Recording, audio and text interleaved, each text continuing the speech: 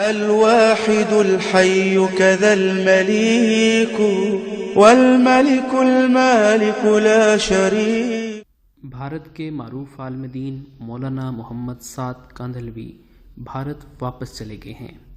تفصیلات کے مطابق مولانا محمد سعد کاندھلوی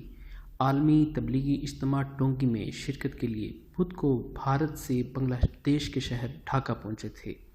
اور تب سے وہ ڈھاکہ کے تبلیغی مرکز میں موجود تھے، جہاں جمعہ کو انہوں نے بیان بھی کیا اور اپنے بیان میں اپنے متنازع بیان سے رجوع کا اعلان بھی کیا تھا. وہ آج ہفتہ 13 جنوری 2018 کی صبح شاہ جلال انٹرنیشنل ایئرپورٹ ڈھاکہ سے بھارت کی جیٹ ایئر ویز کی پرواز سے واپس اپنے وطن بھارت چلے گئے ہیں.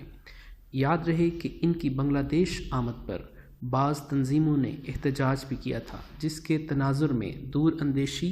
اور تدبر کا مظاہرہ کرتے ہوئے مولانا محمد سعد نے اپنی وطن واپسی کا فیصلہ کیا،